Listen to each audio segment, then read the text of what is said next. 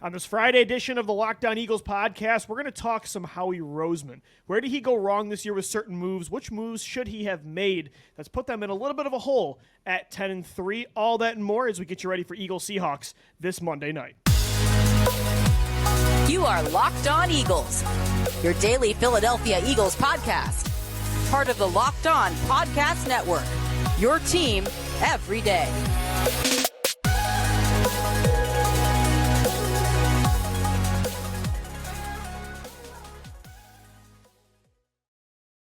Today's episode of the Locked On Eagles podcast is brought to you by LinkedIn Jobs, which helps you find the qualified candidates you want to talk to faster. Post your job for free at linkedin.com/LockedOnNFL. That's linkedin.com/LockedOnNFL to post your job for free. Terms and conditions do apply. We thank you so much for making Locked On Eagles your first listen each and every day, right here on the Locked On Podcast Network. I'm Louis DiBiase, joined as always by Gino Camilleri. Eagles Seahawks this Monday night. The Eagles trying to snap a two-game losing streak at 10-3. No, the sky is not falling. And Gino, with this introduction segment that we're going to get into, it's still a little negatively oriented. It's about Howie Roseman. And, I was doing this exercise on Twitter with some of our listeners, and I thought it'd be good to apply it to the show and just kind of, get into what moves maybe could have helped the Eagles not be in the hole they're in right now and not have the weaknesses they've had this year, or some moves they could have made or some moves they shouldn't have made. And again, that's not to say that, I want to put everything in context that this is suddenly going to be the negative Eagles podcast of the market, right? And, that they're in this huge trouble where they can miss the playoffs or they're not a Super Bowl contender. But I think these last two games have opened our eyes to seeing this roster not being as almost impenetrable as maybe we would talk in the tone after like the Kevin Byard trade at the deadline. We kind of said that was the missing piece. This roster is complete and it's maybe the best in football. And now it's like we kind of know after seeing San Francisco and Dallas these last few games, like, no, there are some real weaknesses. And, of course, that starts at the top with Howie. The thing about being positive is if you want to be positive all the time, you got to be accountable the other half of the time because you want to see how good this team can be and where they can make up in the margins. And I think that's why you have to have discussions like this. And the sky isn't falling. You're 10-3. All the other teams with 10-3 had lower or less strength of schedule than you have had, and you've had the toughest schedule so far. It's going to lighten up for you, and hopefully that will allow you to pick up some wins when you need them. But to go back to, let's say, March time, and I remember this day vividly because I was sitting there with an Eagle scout, and we were talking literally the minute after it said that Darius Slay was getting released. And he's like, "What? Why are we releasing Darius Slay?" Like, and Bradberry was re-signed at that point, right? Yeah, he gets re-signed, and we're talking like, what are they going to do in the secondary? And this is after the talks of Chauncey Gardner-Johnson was already going to leave, and seemed like early on in free agency, both the linebackers were set to leave. If I had to choose just one thing, Lou, it would have to be signing a young, all-pro caliber safety in Chauncey Gardner-Johnson, I agree, and then taking the rest of the money and distributing it elsewhere. If you ended up with one of James Bradberry and one of Darius Slay, I think that's something that we had discussed as a realistic possibility. I think we expected that almost, right? And we had expected that to a degree. Why I thought that could have maybe worked more is because you lost four guys in the middle of the field. What CGJ did was so instrumental that he could play multiple positions for you. And he's young, and the contract that he wanted, he wasn't going to get $14 million. He gets 6 in Detroit. Could you have paid him 10? Could you have met him in the middle? See, we don't know. That's the problem. Is we don't know what the negotiations were like, and that's why I was gonna use that one too. Like, if there was a move to make that they didn't, it would obviously be bringing back CGJ, maybe undoing the James Bradberry contract, because that only came after Chauncey Gardner-Johnson left, right? But the reason I didn't want to use that myself is we know the Eagles, to a degree, did try to bring him back. So it's not like how we said, kind of with the linebackers, it almost felt like negotiations closed. We are not re-signing these players, right? That's what it felt like at linebacker with TJ Edwards and Kazir White. We knew they were trying to bring CGJ back. Like, he was a priority, maybe even over Bradberry. And CGJ maybe wanted to reset the market at the position. But like you're saying, we don't know if that was the case. Maybe Howie was bullish at like $8.5 million a year, and maybe $10 million would have gotten it done. So I think you have the right approach of the focus being in the secondary, the moves he did make versus the ones he didn't, like CGJ versus Bradberry. To me also, Gino, I think ignoring those positions in the first 2 rounds was also something I would have loved to undo, right? Because I think you look at some guys right now, like Joey Porter, if you do what you're talking about and you bring back CGJ, you let Bradberry go, you bring back Darius Slay, like let's draft instead of Nolan Smith, Joey Porter, who's killing it in Pittsburgh. Or, you lose CGJ, what about a Brian Branch, who's playing very well over in Detroit? I think we're both right that the secondary, the defensive backfield is where Howie, I don't want to say messed up philosophically. I think he had the right mindset, but the execution, I think, is where things have gone a little wrong this year. And revisionist history is always going to look 2020, we were excited right? about Bradberry coming back. Right. But these were also discussions we were having. We knew that we were both upset that CGJ was gone, of course. It was one of the happiest days of my Eagles fandom. We got the guy in the locked on draft when we did it with the whole network a couple of years ago. We talked about how important he was at that position. And yes, regardless of player, why I want to visit that is I've said this a couple times.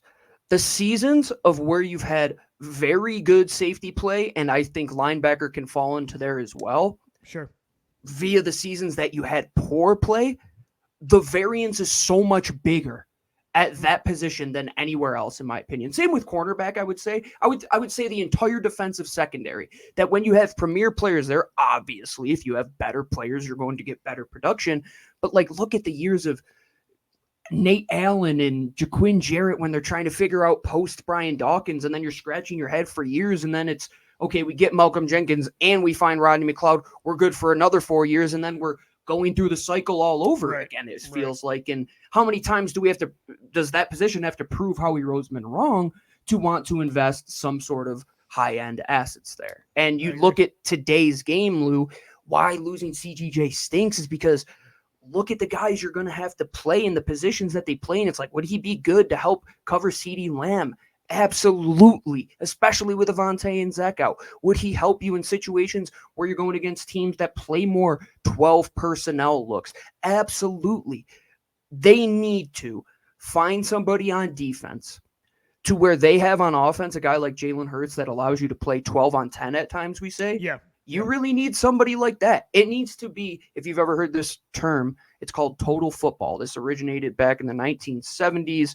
Johan Cruyff, that he implemented that everybody on a football pitch, being soccer, can be both a defensive-minded player and an offensive-minded player. It's almost like in hockey today where you're seeing the Cale Makars of the world that are defensemen but look like offensive-minded players. At safety, you can have somebody that can be a free-range type of player that can play everything, that can go up, down, and play in the slot. The elite of the elite safeties can do something, in my opinion, why I love this position so much, that nobody else can really do, because at backer, you can't play all over the field with your body size and your athleticism, but if you're a safety, man, you can truly be an impact player everywhere. CGJ was impactful at every single level. He helped blitzing the quarterback at times. He was a very good. He might have been your best tackler in the Super Bowl, Luke. Oh, he absolutely was, and he was the reason that you were a good turnover team. This year, they are struggling in the interception department. They have as many interceptions this year at 6 as CGJ had the entire year at 6. So yeah, the playmaking is gone. The versatility, me and you were talking about Avonte Maddox today. Could he come back? He was practicing off to the side today. He's still on injured reserve, but that's something that we're focusing on right now because they don't have a replacement for this guy. So we're dying to get him back. Last year, Chauncey Gardner-Johnson was that replacement. So yeah, I think it was all about the secondary. It was about CGJ letting him go. It was about not really replacing him or these, older corners through the draft long term. Overall, it's very hard to blame Howie, as you mentioned. Hindsight's 2020, and I think, again, the philosophy was right at times. Prioritize cornerback, prioritize the trenches and these other positions. But I think at the same time, you can blame him for execution of these things. And even at the deadline, you could have said, I kind of almost wish they would have traded for a cornerback and used James Bradberry inside, like a Rasul Douglas, who's crushing it over the Buffalo Bills. PFF has him as the number 1 corner according to their What a WAR way stat, to slide that in there. What a I had weasel to move. throw that in there. That's what this whole topic was about, just so I could talk about Rasul Douglas. No, I think it's a really good exercise because you're going to do that at the end of the season as well. And right now he's going to do it. I mean, yeah, he has to. You have to look at where you hit and miss, and you have to look at where are our problems right now and where were we good. Why was there one outlier season in 2022? Yeah, like why were we you had so a very good consistent middle over of the field? years? Like you were good. It's not a coincidence the year you were great. Suddenly safety and linebacker, you were very good. Like, yes, you can win without those positions. Like the other positions are more important, but when you have studs there, it takes you over the top. And that's what me and you have always said is, yes, prioritize the other positions, but don't ignore linebacker and safety. Like you need at least one star, like you're saying, the do-it-all kind of Swiss Army knife. Well, the positive thing is, even though that we swung and missed at some of those moves, he did go out there and invest an asset in Sydney Brown, who thank goodness he's on the football field at times with his athleticism. He went out there and got Kevin Byard, who made plays the last couple weeks. Blankenship's been good this year, so they're not totally barren like they have been in years. That's the thing with Howie, though, Lou, is that we can have these discussions, and then we could sit there and say, well, what did he do to right his wrong? That's been Howie's best asset, in my opinion. He will at least try, give it his best effort to right somewhere where maybe he didn't make the best move and he knows it. Yeah. And he'll go and turn around and at least try something, i.e. the Kevin Byard move. Yes. And again, like to give Howie some credit too, he has done as good of a job you can after paying a quarterback, paying so many top contracts to, offensive linemen, defensive linemen, wide receivers. You're not always going to have a roster like 2022. So yes, these are glaring weaknesses that he needs to address, but it's still a pretty good job with the roster they've had. It's still a team that can win a Super Bowl. They have to get back on track, though, this Monday night against the Seattle Seahawks. I think they got to get back to what used to work in years past, and maybe this isn't their identity anymore, but I think it's going to be the identity for a win on Monday, and it's the run game. I want to talk about that with you coming up next right here on the Locked On Eagles podcast. Today's edition of LOE is brought to you by our friends over at LinkedIn. When you're hiring for your small business or you're trying to find a safety for the Eagles backfield, you want to have as many top-tier candidates as possible to interview. That's why you have to check out LinkedIn Jobs. LinkedIn Jobs has all the tools to help you find the right professionals for your team faster and for free. You don't have to spend any money to do this. LinkedIn isn't just another job board. It is a vast network of over 1 billion professionals. I'm on there. I know Lou is on there as well. And hiring is easy when you have that many quality candidates. So easy, in fact, that 86% of small businesses find a qualified candidate within 24 hours. LinkedIn knows that small businesses are wearing so many hats and might not have the time and resources to hire, but thankfully LinkedIn, the process is intuitive, quick, and easy. They even launched a feature that helps you write job descriptions, making the process even easier and quicker. So today, post your job for free at linkedin.com/LockedOnNFL. That's linkedin.com/LockedOnNFL to post your jobs for free. Terms and conditions do apply. We thank you so much for making Locked On Eagles your first listen each and every day. Guys, make sure to check out our Locked On Sports Today YouTube channel. Locked On has launched the first ever national sports 24/7 streaming channel on YouTube. Locked On Sports Today is here for you 24/7, covering the top sports stories of the day with the local experts of Locked On, plus our national shows covering every single league. Go to Locked On Sports Today on YouTube and subscribe to the first ever national sports 24/7 streaming channel. Eagles Seahawks this Monday. By the way, real quick, before we get into the topic we're actually going to get in hand, which is the run game, I think it's a travesty. And again, this goes back to the NFL's bullish rules on uniforms. But the fact that these two teams are not wearing their retro looks on Monday, it could have been the best looking game in NFL history, and neither one's going to be wearing them. Well, to find the last time that the Eagles beat Seattle, you would probably see them in that respective uniform. I'd feel a lot better if they were wearing Kelly Green. I would too, but on the road, of course. I would like to see the old school whites. I think bringing those back at some point would be really solid. I think those would be clean. They did miss another opportunity. I don't know why they just don't give the people what they want. Just let them decide last second. If these two teams last second want to wear them, you should be allowed to do that. You flexed it to national TV. You should be allowed to do that. 100%. You should have a jersey flex. I want a jersey flex. Yes, Lou, start the wave. Here's a rule. If teams get flexed to prime time, you should be able to flex your jersey choice as well. I'm in, man. Anything to make the NFL more money. It seems like they would want to go and do that easily, but hey, you got an opportunity to go into a stadium that's going to be an environment that's a lot like Lincoln Financial Field. You got me in my head, man. Like you said, they can't win there. I mean, they cannot win there. I just get flashbacks of some of the worst performances you have seen. Seattle? 15 years ago. Oh 15 years I knew ago. it was a decade. I didn't know if it was a decade and a half. Let's take a step back, Lou. Why I'm an Eagles fan, we all know that after the Bills benched Doug Flutie, I said I'm out. There was a game that was happening between the Philadelphia Eagles and the Seattle Seahawks. I was watching that game, and I said, inevitably, who wins this game I will be a fan of forever. It helped that the Eagles had McNabb.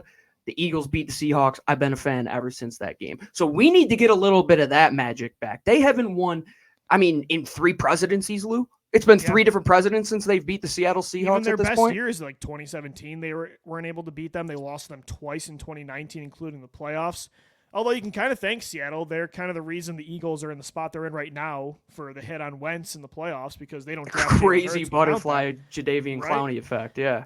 And, unfortunately for the Seahawks, like there was almost a trade between these two teams that landed them Jalen Hurts if Russell Wilson would have waived his note. Like there's a lot of things with the Seahawks and Eagles where like history could have been very different.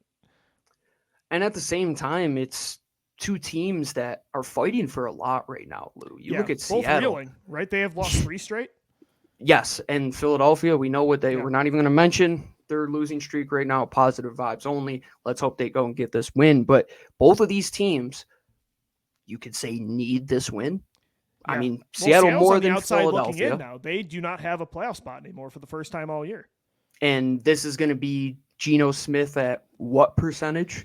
They're throwing him out there. His leg, if they lose this game, does he sit the rest of the year if they don't have a chance? The NFC's pretty wide open. It looks like right now to make. You would have to believe with how Green Bay has been playing and Minnesota's been hit or miss, but that back end of the NFC, who knows? I wouldn't want to see Seattle get into the playoffs if we're being completely honest with you. I think they have a lot of young talent on both sides of the ball. Yeah, I wouldn't want to have to just worry about the potential of Reek Woolen shutting down one of your wide receivers on any given day, or you go out there and all of a sudden JSN has 120 yards because you have nobody to guard him in that slot area, or Tyler Lockett as well. That can happen. And I think this is a really good test because their passing offense is very good. They can't run the ball extremely well. The Eagles haven't been able to run the ball extremely well, but Seattle can't stop the ball extremely well. So we have a mesh of all different weaknesses and strengths. Yeah, Seattle's not great on the ground on either side of the ball. Their strengths are in the passing game, attacking them with, the big 3 of Metcalf, Lockett, and JSN. I love their corners. Reek Woolen, he changed his name, right? And Devin Witherspoon is an awesome duo. But as you mentioned, I think, you look at the last time the Eagles had a multi-game losing streak. You had to go back to 2021, right? How did they change things around? They just ran the ball down the Detroit Lions' throats. And I'm not saying that's what they have to do against Seattle. I think you can have success in the passing game. Devin Witherspoon, not healthy right now, even if he plays. Reek Woolen hasn't been as good this year as he was last year. But, I kind of want them to do what they did a few years ago and just get back to basics, let this offensive line eat, because the Seahawks have allowed, since week 9, the most rushing yards and rushing touchdowns in all of football. So I think this is finally the game the run game breaks back open. It's been so long. And it will be good, too, if you can get your offensive line going, allow them to start denting some defensive lines and get that run game back on track. They were moving it early on in that quarterback run game against Dallas. We know what happened with that fumble. That too. On the ground, they were moving it okay last week, but this week, you should move it exceptionally well. There should be those big explosive plays that come from DeAndre Swift, in my opinion. I'm expecting a 25-plus yard run out of DeAndre at some point in this game, simply because of the fact that I don't think Seattle has the depth to hold up with Philadelphia, especially not all 4 quarters. No, not on the edge. In the middle, you got 2 big guys there. Yeah. I think we know the problems there. You have Leonard Williams, and then Draymond Jones. Draymond Jones. I always think his name is Dayton Jones for some reason. And they have Leonard Williams, too, now they traded. Yeah, Leonard Williams, I just said. And now you got Darrell Taylor on the outside. Uchenna Nwosu is out for the season. You're going to have some opportunities to get plays, I think, outside of the tackle box. I think if you can just seal that edge, do a lot what Dallas and San Fran tried to do to you and just go off tackle. The Eagles have had some success there, but just burn this clock, Lou. You know that they're going to be able to go toe-to-toe in terms of taking away your guys on the outside, but where can you win? And where can you get back to what found you success after arguably one of the worst games ever in 2021, which was that Raiders game? You turn around and have an Aiden O'Connell, dare I say, type performance in that next game against Detroit. Isn't that crazy, Lou, the NFL, where the Raiders go scoreless last week and put up 63? Folks, if you panic at any point in the NFL, you have no idea what's going to happen. It's funny you mentioned that, because watching that game the other day, I'm like, it made me almost feel better about the Eagles' 2-game losing streak. I'm like, and watching like the Chiefs lose again to the Bills, this league is just chaos. I mean, and Eagles fans should know that more than any, to not expect the unexpected. It is always the chaos scenario. Like, you always have a shot. I mean, it is always somebody just on that last little rung of the ladder, just waiting to pull it out and sweep all of us off our feet. And could Seattle go in there and blow out the Eagles like they have the last 3 weeks? They could. It could happen, Lou. We don't know. But I think that's why a lead is so important early, Gino, because that's also why the run game hasn't gotten going in a long time, because they don't have leads heading into the second half. So they're always playing catch up. Like, that's so important finally to get those leads. Yeah, we don't need to see anybody else tweet out the Eagles are blank and O in games where they run it X amount of time. That's causation versus correlation. Like, obviously they run in games where they win more often than not because of situations like last year when you're up and you want to take away the clock and you want to just continue to beat and batter a defense over and over again. But wouldn't it be nice to get back to that, Lou, in this last stretch? Because you talk about how do you win in these cold months, man. Like, if you get the opportunity to host a game in Philadelphia, a team coming from the Bay in San Francisco or Dallas, they have to play outside potentially. If you're able to host in Philly, that's the way that I see them winning. Because can you go toe-to-toe in the pass? Yes. But if you get a lead on one of these teams, you're going to have to hold it. You're going to have to hold it. I agree. And running the ball is going to be key there. And honestly, if you look back even last year, the little 2-game skid, quote unquote, that you could call it, when they lost to Washington and then they barely beat the Colts, right? 17-16. They needed a heroic drive from Jalen Hurts to finish that off. They just didn't look right in either game. You look at that Green Bay game when they put up 40 points. Like, they had success through the air, but Gino, Jalen Hurts and Miles Sanders both had over 100 rushing yards in that game. So the last 2 years, honestly, the Eagles' slowest stretches of the year were reignited by the run game. So hopefully they can do that Monday. The Seahawks, the matchup is perfect for it. And if you can't do it this game, like, there really are no excuses. Did Gino and I back that up with our LOE 3 bets? Did we ride with DeAndre Swift? We'll get into our player props for Eagles, Seahawks coming up next right here on the Locked On Eagles podcast.